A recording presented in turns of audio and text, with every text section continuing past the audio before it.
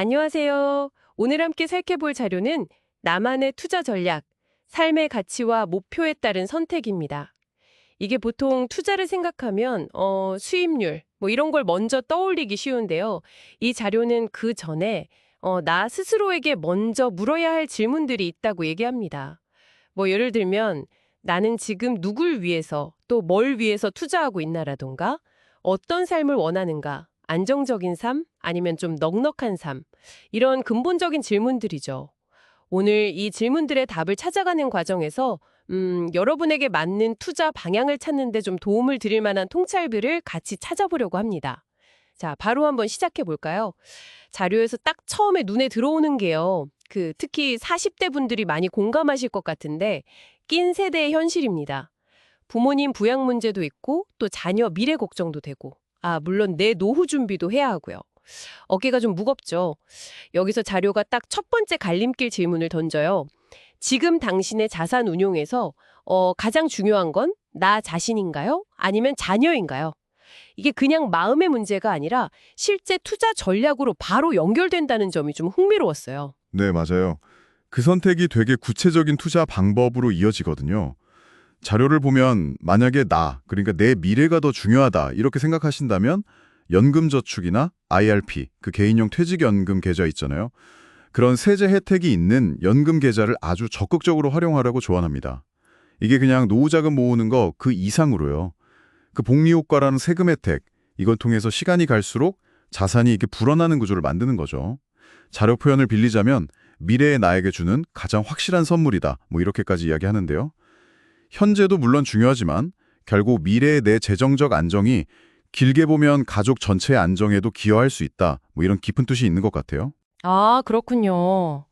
그러니까 내 노후를 먼저 탄탄하게 만드는 게 결국 가족 전체를 위한 길일 수도 있다. 이런 말씀이시네요. 그럼 반대로 자녀에게 뭔가 자산을 물려주는 걸 더 중요하게 생각한다면요? 그때는 어떤 걸 제안하나요? 금 투자를 얘기하던데요.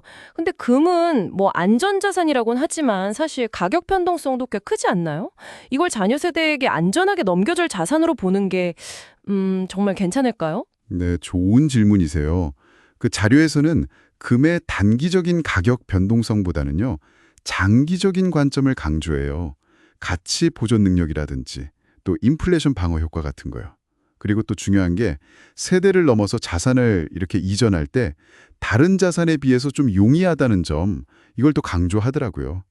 실물 금도 좋고 아니면 금 ETF 같은 거 있잖아요. 그런 걸 꾸준히 모아두면 나중에 자녀에게 큰 부담 없이 물려줄 수 있는 그런 실질적인 자산이 된다는 거죠. 흔히 부자들이 금을 선호한다고 할 때 그냥 부의 상징 이런 걸 넘어서요. 이런 장기적인 안정성, 또 전 세계적인 수요, 그리고 자산 이전의 편리함, 이런 점들 때문에 선호한다는 분석이에요.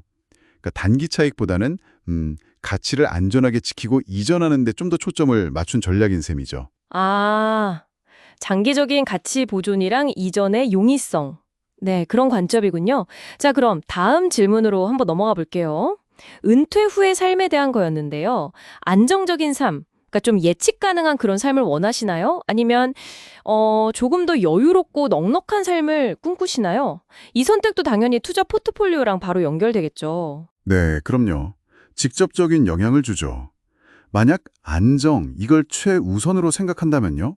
자료에서는 변동성이 상대적으로 좀 적으면서 꾸준하게 현금 흐름을 만들어주는 자산들.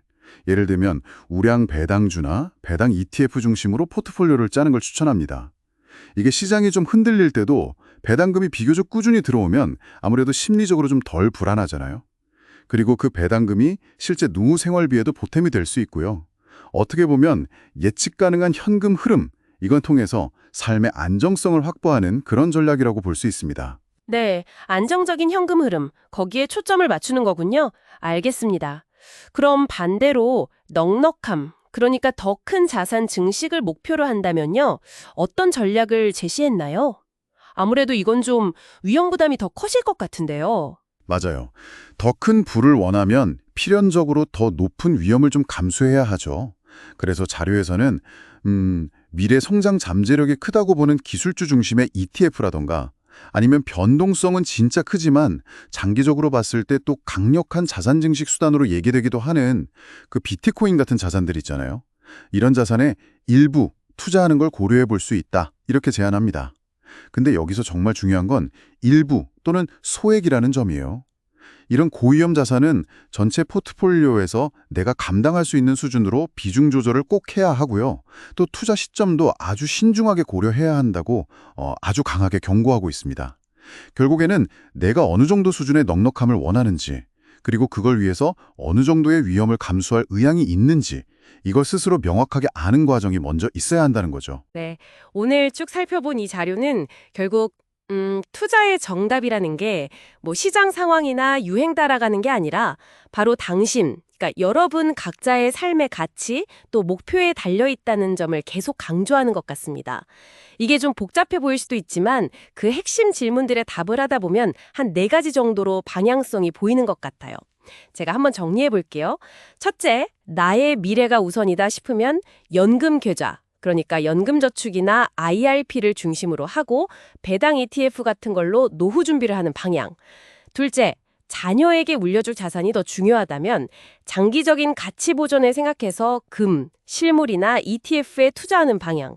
셋째, 은퇴 후에 안정된 삶을 원한다면 우량 배당주나 배당 ETF 아니면 정기예금 같은 걸 섞어서 꾸준한 현금 흐름을 확보하는 쪽.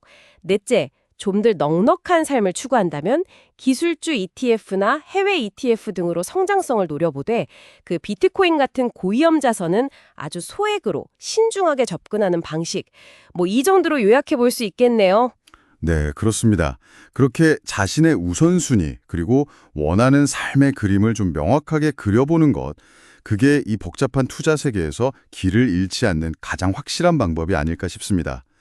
오늘 저희가 나눈 이 질문들 한번 스스로에게 답해보시는 건 어떨까요? 네. 그리고 마지막으로 한 가지만 더 생각해 볼 거리를 좀 던져드리고 싶어요.